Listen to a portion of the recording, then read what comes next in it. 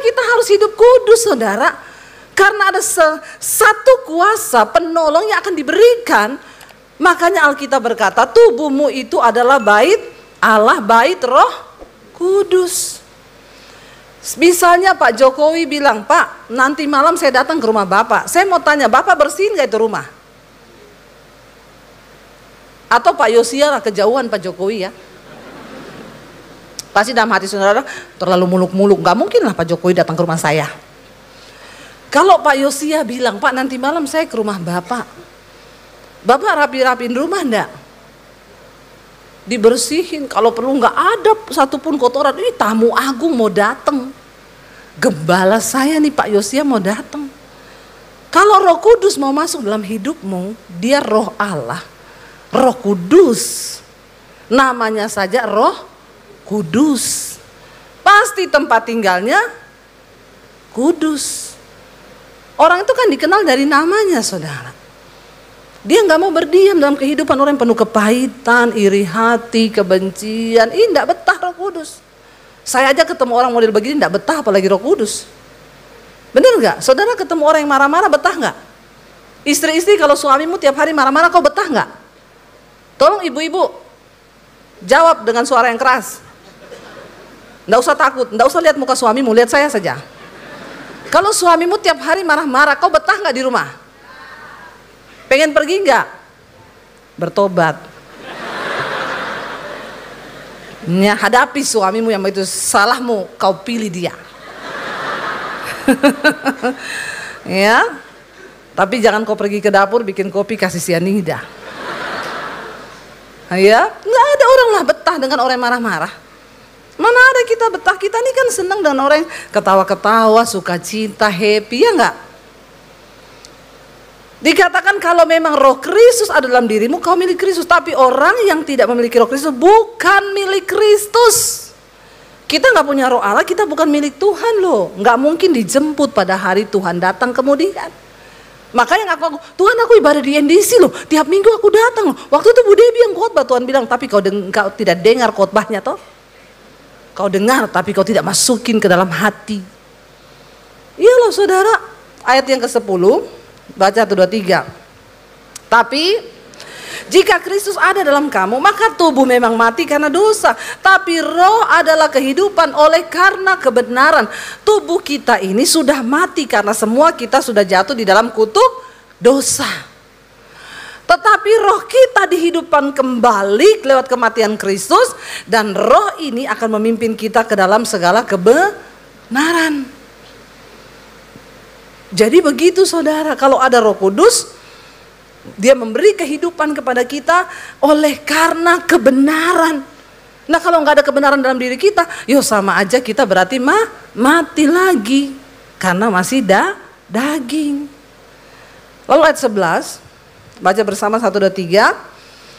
Dan jika roh dia yang telah membangkitkan Yesus dari antara orang mati diam di dalam kamu, maka ia yang telah membangkitkan Kristus Yesus dari antara orang mati akan menghidupkan juga tubuhmu yang fana itu oleh rohnya yang diam di dalam kamu. Tubuh kita ini tadinya mati karena dosa. Tapi karena kalau ada Roh Kudus, roh yang membangkitkan Kristus dari kematian, ini roh kehidupan. Kalau dia ada dalam hidupmu, dia akan menghidupkan kembali tubuhmu yang tadinya kau serahkan untuk kepentingan dosa. Setelah kau mengenal Kristus, makanya ada firman Tuhan yang berkata, jangan lagi engkau menyerahkan anggota-anggota tubuhmu sebagai senjata-senjata kelaliman untuk dipakai melakukan dosa, tapi serahkanlah tubuhmu sebagai orang-orang yang dahulunya mati, tapi telah ditebus untuk menjadi senjata-senjata kebenaran. Contoh, saya dulu sebelum bertobat tidak kenal Yesus, mulut saya ini saya pakai untuk memaki-maki orang. Iya, saya pakai untuk membenci orang, saya pakai untuk menggosipkan orang.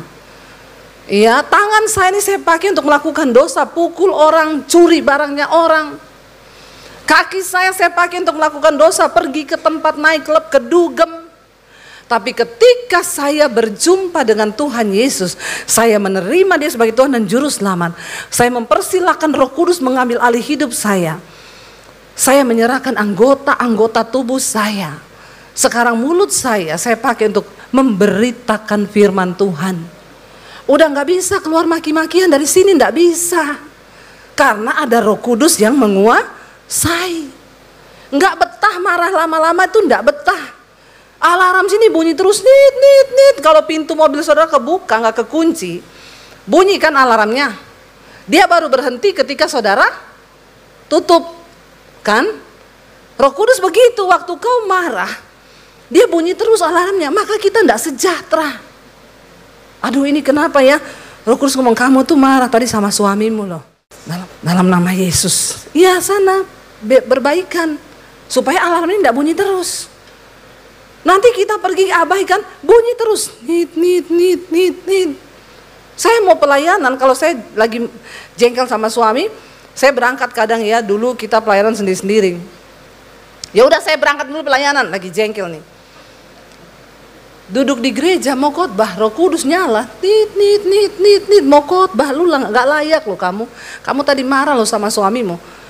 Ya, saya WA suami saya, sorry ya, tadi aku marah sama kamu, aku nih mau khotbah, ampuni ya. Dia kadang balas, biasa aja keles. Tapi Roh Kudus bunyi. Hati-hati saudara, kita harus bisa membedakan loh.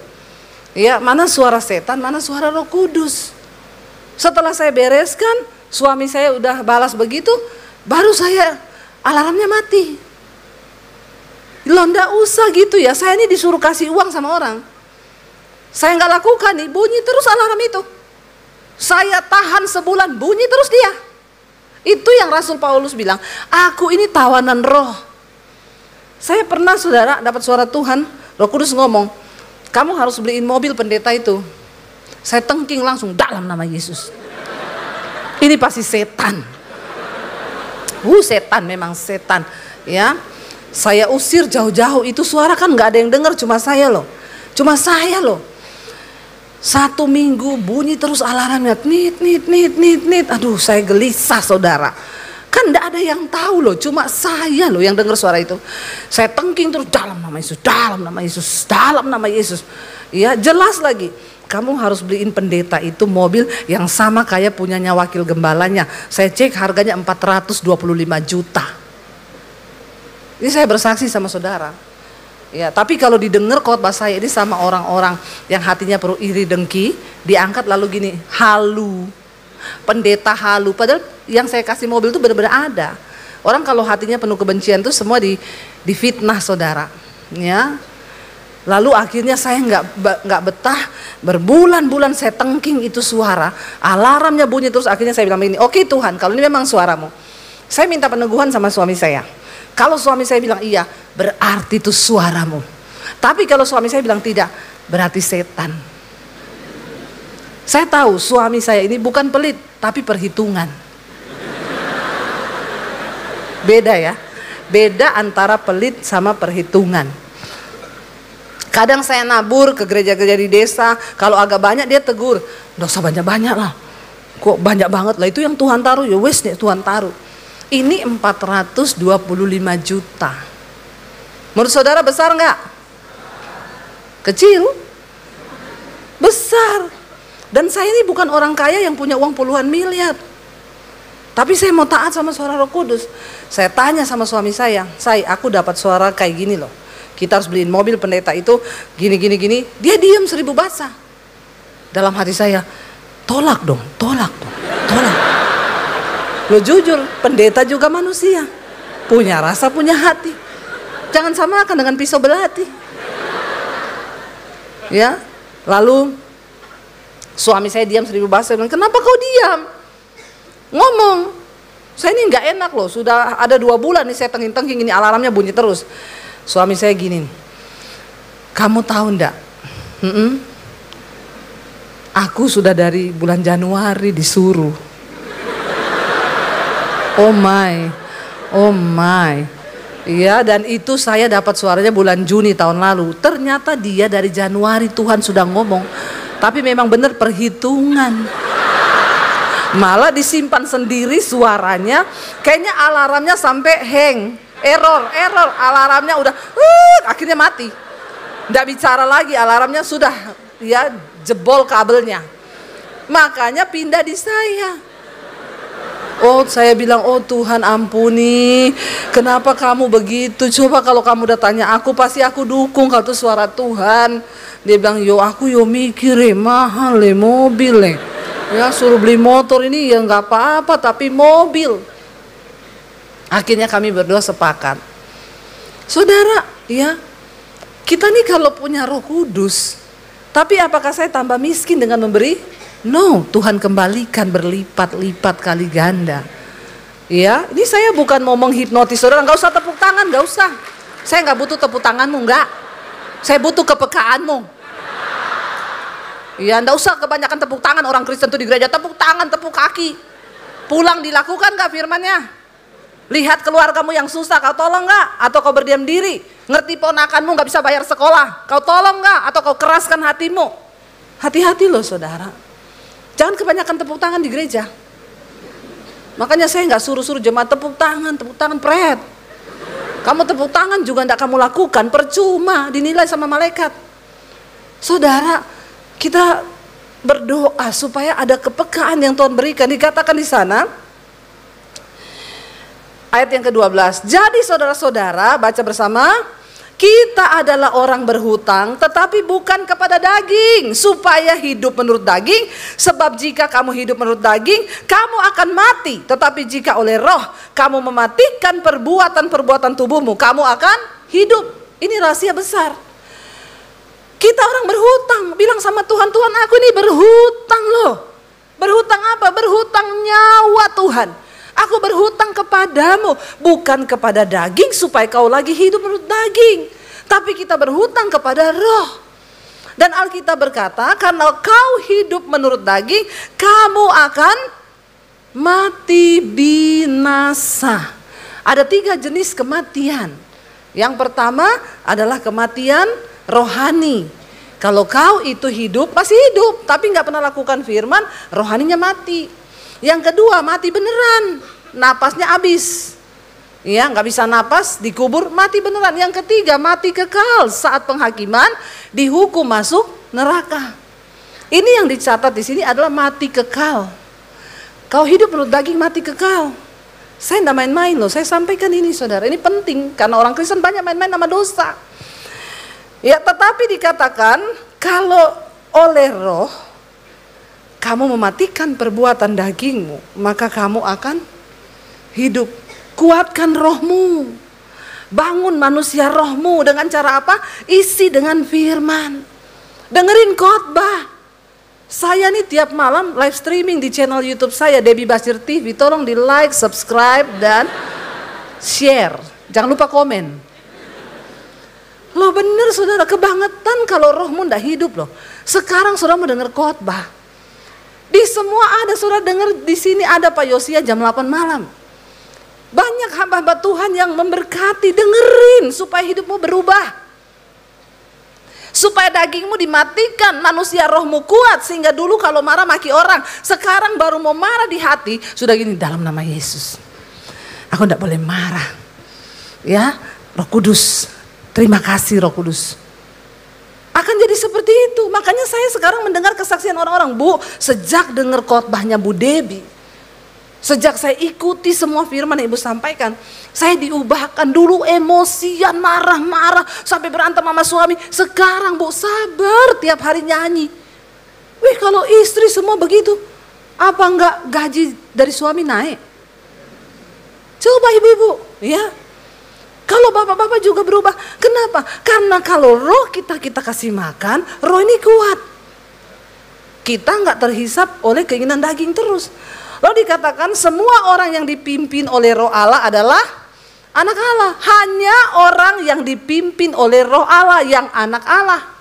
Kalau kau Kristen tapi hidupmu tidak dipimpin oleh roh Allah, malah roh halus, kau bukan anak Allah. Ya, yang dipimpin loh. Dipimpin, tiap hari hidupnya dipimpin, jalan ke kanan, kasih itu orang duit, kasih duit, jangan marah-marah, jangan marah-marah, dipimpin oleh Roh Kudus ini. Kamu simpan kepahitan sama mertuamu, sekarang kau pergi berdamai. Iya Roh Kudus, amin. Datang ke rumah mertua bawa duren. Ternyata mertuanya darah tinggi. Lalu mertuanya bilang, kau mau matikan saya? Aduh. Jadi kenali dulu siapa mertuamu, apa yang dia mau, ya. Gak usah beli-beli macam-macam lah. Kasih amplop aja. Ya kan? Mertua sayang kalau menantu itu sering-sering kasih.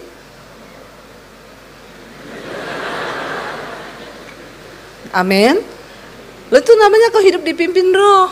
Ya, tapi kau mertua berantem ini, belum tahu siapa ya. Lihat aja kamu. Mulai sekarang saya larang anakmu kasih duit sama kau. Nah, ini bukan roh Allah, roh halus. Alias syaiton. Bertobat saudara. Sebab kamu tidak menerima roh perbudakan yang membuat kamu menjadi takut lagi. Tetapi kamu telah menerima apa? Roh Allah yang menjadikan kamu anak Allah. Oleh roh itu kita berseru, ya Aba, ya Bapa. Roh itu bersaksi bersama-sama dengan roh kita bahwa kita adalah anak-anak Allah. Waktu kita sudah dipenuhi Roh Kudus, kita menjadi anak Allah, barulah terjadi ayat 17, baca bersama. Dan jika kita adalah anak, maka kita adalah ahli waris. Maksudnya orang-orang yang berhak menerima janji-janji Allah yang akan menerimanya bersama-sama dengan Kristus, yaitu apa? Jika kita menderita bersama-sama dengan Dia, supaya kita juga dipermuliakan bersama-sama dengan Dia. Banyak orang Kristen ayat ini di stabilo, tapi dia lupa yang di atas-atas tadi. Bagaimana bisa ayat ini terjadi dalam hidup kita? Kita berhak menerima janji-janji Allah. Di Alkitab ada begitu banyak janji tentang pemeliharaan Tuhan. Mujizat dalam hal keuangan, damai sejahtera, semua. Tapi kenapa banyak orang Kristen tidak pernah mengalami itu? Bu, saya kalau dengar orang bersaksi kok saya nggak pernah ya mengalami begitu. Karena kau bukan anak Allah. Sebab dikatakan di sini, dan jika kita adalah anak, maka kita nih ahli waris. Maksudnya orang-orang yang berhak, karena ternyata banyak orang Kristen tidak berhak. Karena kau bukan ahli waris, kau bukan anak Allah. Yang akan menerimanya bersama-sama dengan Kristus. Kita akan menerima semua janji Tuhan itu. Kalau apa? Kalau kita menderita bersama-sama dengan Dia. Kristus mati di atas kayu salib menjatuhkan hukum atas daging. Kita tidak perlu disalib lagi. Kita nggak perlu disalib, saudara, digantung disalib gitu. No. Tapi kau harus menjatuhkan hukuman atas daging. Waktu daging bilang marah saja, enggak, aku enggak mau marah, aku mau mengampuni. Itu kau sedang menyalibkan dagingmu. Daging ini nggak berdaya. Manusia sudah jatuh dalam dosa. Tidak ada orang yang bisa sempurna melakukan hukum Taurat. Makanya dikatakan Yesus datang untuk menebus kita, supaya mematahkan ya kutuk hukum Taurat atas kita, sehingga kita ini bisa menerima karunia keselamatan, dijatuhkan dalam daging. Ayat 5 berkata, sebab mereka yang hidup menurut daging memikirkan hal-hal yang dari daging. Mereka yang hidup menurut roh memikirkan apa? Hal-hal yang dari roh, ya. Perhatikan baik-baik, kalau kita hidup dipimpin oleh roh, maka pikiran kita setiap hari itu ya melakukan keinginan roh. Tapi kalau kita hidup dipimpin daging, maka setiap hari pikiran kita memikirkan hal-hal yang dari daging.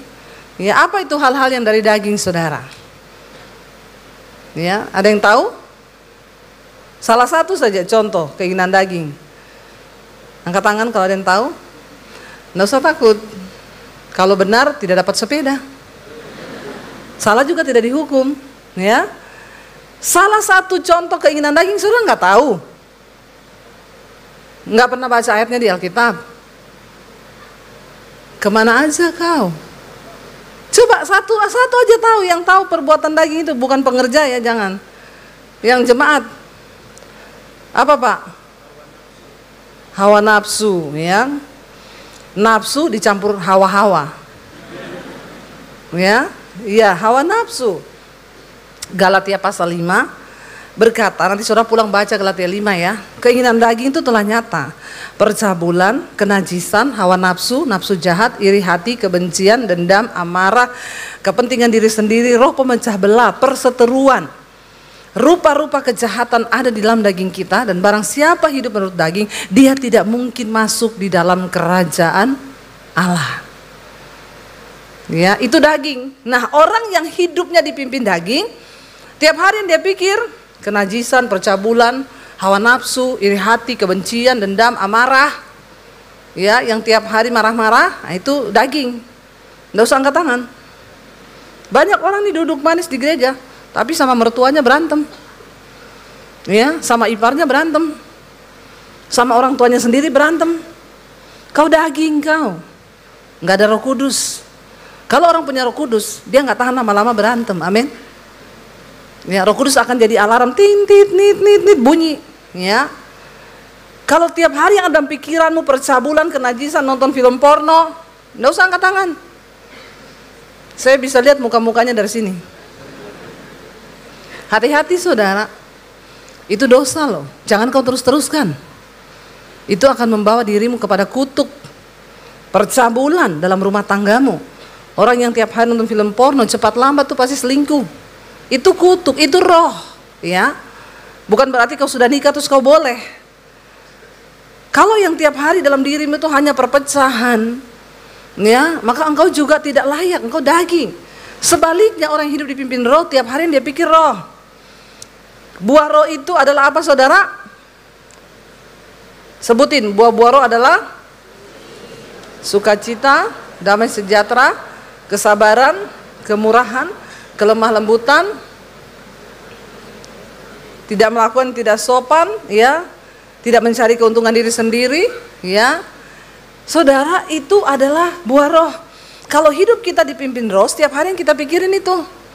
Makanya kalau kita marah sedikit, jangan ini daging. Saudara mengerti sekarang sedikit penjelasan saya? Ya, jadi ini menjadi awas-awas buat kita ya, supaya kita ini hidup berkenan. Baca ayat 5 dengan suara yang keras, ayat yang kelima, 1, 2, 3. Sebab mereka yang hidup menurut daging memikirkan hal-hal yang dari daging, mereka yang hidup menurut roh memikirkan hal-hal yang dari roh. 6. Keinginan daging adalah maut, tetapi keinginan roh adalah hidup dan damai sejahtera. Ya, ini loh salah satu buah roh yang paling utama dalam hidup manusia, itu damai sejahtera. Kalau saudara, kuncinya orang dipenuhi Roh Kudus itu kita lihat dari apanya? Bukan dari bahasa rohnya. Ya, ya, walaupun dia bahasa roh, kalau di rumah berantem, ya, maka itu hanya karunia, tapi bukan buah. Yang akan Tuhan cari dari hidup kita adalah buah roh. Salah satu tanda yang paling utama dari kehidupan orang yang dipenuhi Roh Kudus itu dia selalu damai sejahtera. Ya, nah di kehidupan saudara, rumah tangga saudara penuh damai atau berantem tiap hari? Ya, kalau damai itu berarti ada Roh Kudus. Kita kalau punya Roh Kudus, enggak mungkin suami istri berantem 3 hari 3 malam. Enggak mungkin. Roh Kudus akan bicara. Karena Roh Kudus itu enggak betah tinggal dalam hidup orang yang marah-marah. Karena dia adalah roh yang kudus. Ya bagaimana mungkin dia tinggal dalam orang yang suka nonton film porno? Ya ingat loh, Roh Kudus itu materai loh, yang diberikan Bapa bagi orang-orang yang akan berhak menerima kerajaan Allah. Jadi kalau kita tidak dipenuhi Roh Kudus, kita nggak bisa masuk dalam kerajaan surga karena dia materai. Nah saudara, Roh Kudus itu membawa kita dalam hidup dan damai sejahtera. Ayat 7 baca bersama, 1, 2, 3. Sebab keinginan daging adalah perseteruan terhadap Allah karena ia tidak takluk kepada hukum Allah. Hal ini memang tidak mungkin baginya. Makanya orang-orang yang hidup di dalam daging tidak mungkin melakukan firman, tidak mungkin hidup dalam kekudusan sekalipun dia pendeta. Ya, ada seorang pendeta yang bikin statement, ya pendeta itu dulu sebelum dipilih oleh Tuhan mereka manusia biasa. Yang bilang kau dewa siapa? Kita ini semua manusia biasa. Lalu dia bilang, Yang dulu pernah bersinah, terikat dengan pornografi, teringat dengan ini, dosa-dosa ini. Jadi itu tidak mungkin hilang. Walaupun dia sudah jadi pendeta. Makanya kalau ada pendeta jatuh, jangan dihakimi, tapi dimaklumi. Ini pret, saudara. Ya, kalau orang punya Roh Kudus, apalagi dia pendeta. Iya, makanya pendeta itu perlu mengalami perjumpaan pribadi dengan Tuhan, hidupnya dipenuhi Roh Kudus, dia diubahkan baru pelayanan. Ketika Yesus menampakkan diri yang terakhir kepada murid-muridnya sebelum dia naik ke surga, dia bilang apa pada murid-muridnya? Jangan pelayanan dulu sebelum kamu dipenuhi oleh Roh Kudus. Karena tanpa Roh Kudus ngeri. Banyak orang sekarang naik mimbar pelayanan, khotbah, main musik, singers, penari, tapi nggak ada Roh Kudus dalam dirinya. Makanya tidak heran habis pelayanan dia bersinah. Ya, habis pelayanan dia selingkuh, habis pelayanan dia nonton film porno, habis pelayanan dia berantem nggak ngampuni, habis pelayanan dia jadi tulang lunak. Ngerti tulang lunak? Di sini nggak ada ya. Tulang lunak nggak masuk surga. Jadi hati-hati ya, bertobat.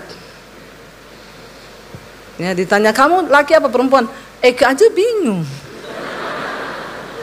Ya, hati-hati saudara ya. Kata malaikat, kalau cowok mati almarhum, cewek almarhumah, kalau bencong aluminium.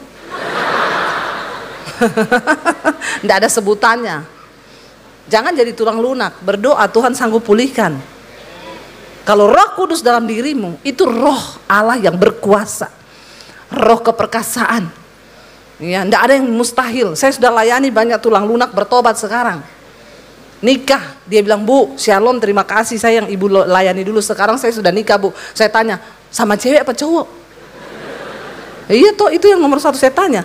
Sama cewek, Bu, puji Tuhan. Oh, haleluya, puji Tuhan 12 kali. Jadi enggak ada yang mustahil bagi Tuhan. Lalu sudah dikatakan di sini, tidak mungkin orang itu melakukan firman Tuhan kalau dia hidup dalam daging. Sebab keinginan daging itu permusuhan terhadap Allah. Kau boleh duduk di gereja, kau boleh pelayanan. Kalau kau hidup terus melakukan daging, kau musuhnya Tuhan loh. Ini serius saudara. Bagaimana mungkin hidupmu mau diberkati kalau kau saja memusuhi Tuhan? Loh, kok berani banget musuhi Tuhan? Hati-hati orang yang memusuhi Tuhan, gak mungkin hidupmu itu lurus. Tidak mungkin hidupmu diberkati.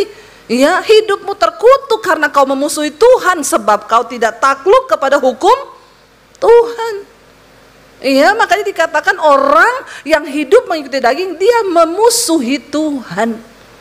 Engkau berseteru dengan Allah, bermusuhan dengan Allah.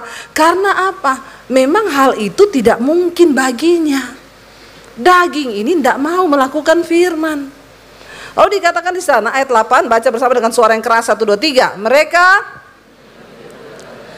tidak mungkin berkenan kepada Tuhan. Bilang kanan kirimu, kau kalau hidup menurut daging tidak berkenan kau sama Tuhan. Cepat, tatap matanya, ngomong. Ya, ngomong yang jelas. Ini peringatan yang keras buat kita loh saudara. Jangan main-main. Jangan main-main. Orang itu menyepelekan daging ini, dipikir ini biasa. Ya, daging gak mendapat tempat dalam kerajaan Allah. Makanya dikatakan mereka yang hidup dalam daging tidak mungkin berkenan kepada Tuhan. Loh, saya khotbah loh, gak peduli. Makanya Yesus berkata banyak di akhir zaman akan berkata, Tuhan, aku melakukan mujizat demi namamu, aku bernubuat demi namamu, aku khotbah demi namamu. Tuhan bilang, aku tidak kenal engkau pembuat kejahatan. Tidak berkenan. Berkenan aja kagak, apalagi doanya dijawab. Apalagi melihat mujizat. Kenapa banyak orang Kristen tidak pernah melihat mujizat? Karena engkau bermusuhan dengan Tuhan, tapi kau nggak tahu. Hari ini saya kasih, bilang kanan kirimu, udah tahu belum kau? Ya, bener ini, serius ini. Ayat yang 9 berkata 1, 2, 3 dengan suara yang pede dan nyaring. 1, 2, 3. Tetapi melainkan dalam roh, jika memang roh Allah diam di dalam kamu. Tapi jika orang tidak memiliki roh Kristus, ia bukan milik Kristus. Kita memang tidak hidup dalam daging, melainkan dalam roh. Jika memang roh Allah diam di dalam kita, tapi jangan terlalu pede. Waktu kau benci orang, lalu ada suara bilang, benci saja, itu kan daging. Enggak, aku mau mengampuni. Itu kau sedang menyalibkan dagingmu. Mari belajar saudara. Ya, saya tutup dengan satu kesaksian. Cepat aja ini. Mas, itu jam tambah 10 menit mas. Kenapa itu sudah habis ya? Saudara, saya tuh kemarin nih loh baru mengalami masalah. Dari bulan Februari, singkat cerita, ada seorang angkat foto saya, bukan foto saya, dia ngangkat satu foto lalu dia tulis dengan caption begini. Ya, orang-orang ini kenal sama Debbie Basir. Debbie Basir itu penipu, pendusta. Dia berbohong dengan kesaksian hidupnya. Dia itu dari kecil Kristen dan dia tidak pernah diusir oleh keluarganya, tapi dia mengaku-ngaku diusir hanya untuk mendapatkan uang dari pelayanan. Saya di komen semua, ratusan orang yang sakit jiwa komen di situ. Saya berharap saudara tidak sakit jiwa ya. Kalau ada orang begitu, klarifikasi dulu. Jangan ikut-ikut terprovokasi. Oh iya tuh makanya ya saya juga duga nih orangnya gini-gini. Semua saudara. Lalu saya di-tag orang, Ibu Debbie Basir tolong klarifikasi ini benar enggak? Saya masuk. Ini tidak benar. Kalau saya penipu, maaf ya, saya punya keluarga. Saya punya teman sekolah, SD, SMP, SMA. Tanya aja sama mereka, dulu saya itu bagaimana? Saya sekolah itu agamanya apa? Tanya, kan ada faktanya. Yang kedua, saya bilang jangan sembarang ya Pak, karena semua itu ada hukumnya. Ya, kalau ini diterus-terusin jadi masalah. Dia nggak peduli, semakin di situ gini-gini, wah semakin saya dihujat. Lalu saya kepikiran, suami saya bilang nggak usah dipikirin say, santai aja. Kamu tuh public figure loh sekarang. Saya kadang lupa loh. Oh iya, lupa saya kalau saya ini public figure, public figure. Lalu saudara saya, ya udah saya berusaha lupa lah, biasalah ya. Namanya juga orang banyak lah orang sirik gitu ya, tanda tak mampu. Saya biarin saudara. Februari, Maret. Dia angkat foto saya, jadi saya ke Jepang satu keluarga. Saya upload foto saya di Jepang, saya tulis gini, apa yang tidak pernah dilihat mata, tidak pernah dengar telinga, itu yang disediakan Tuhan bagi orang-orang yang mengasihinya. Kenapa saya tulis begitu? Karena itu buat saya mujizat. Saya tuh loh baru ngomong sama suami saya gini, say kita ini belum pernah loh ke Jepang. Oh ya, yaudah kita atur waktu ke Jepang yuk. Baru ngomong begitu, tiba-tiba ada yang WA, Shalom Bu Debbie, Ibu sudah pernah ke Jepang? Loh, saya tuh enggak ngomong loh. Ya, Ibu saya mau ke Jepang lihat anak saya, kalau ibu mau ikut kirim paspor, saya beli tiket sekalian, saya sediakan hotel, ibu enggak usah bayar apa-apa. Lo buat saudara mujizat enggak? Ya, saya enggak ngomong sama siapa-siapa, tapi Tuhan bocorkan itu sama orang yang dipilih Tuhan untuk ngajak kami. Makanya kejar perkenanan Tuhan saudara. Banyak janji-janji Tuhan yang terjadi itu kan enggak pernah saya pikirkan, saya pikirnya saya mau keluar duit kan. Akhirnya kami diajak lah, makanya saya angkat. Bulan Maret foto saya diangkat. Tulisannya gini, ya beginilah kalau pendeta hedon yang suka jual-jual ayat. Jalan-jalan ke luar negeri, pakai uang gereja, pakai uang perpuluhan. Saya jengkel baca itu saudara, saya ini bukan gembala loh. Saya nggak pakai uang gerejanya siapa-siapa. Saya YouTuber, maaf ya. Maaf, ya. Nggak usah tepuk tangan. Nggak usah, nggak perlu, nggak penting itu tepuk tanganmu. Ya, saya bilang loh, saya YouTuber dituduh pakai uang gereja yang mana yang saya pakai? Saya berusaha sabar, saya komen lagi di situ.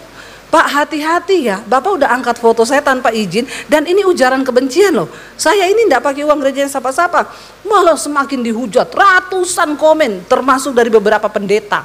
Ya, gini, memang gini, iya tuh gini. Akhirnya saya komen, Pak, semua itu ada hukum ya. Ingat sekarang ada pasal, saya kasih pasal undang-undang ITE-nya. Ya, kalau kau pencemaran nama baik, 6 tahun penjara denda 1 M. Nggak digubris malah, iya kan pendeta kadrun. Begitu di gini, mau melaporkan orang ke polisi. Aduh, ya saya sabar saudara, sabar. Dihujat lagi ratusan komen di situ. Saya nggak bisa tidur kalau malam. Jam 2 malam saya belum tidur. Suami saya gini, saya tidur loh, besok kita pelayanan. Jangan sampai kamu sakit loh. Nggak usah kau gubris. Dia tidur biar ada fitnahan, ada apa suami saya ini tidur. Tidur dia, nyenyak ya. Beda memang orang Solo sama Sulawesi. Ya, tidur. Sampai kadang saya bilang, aku enggak bisa, saya orang ini tuh maunya apa ya? Saudara tahu, setiap malam saya doain orang itu.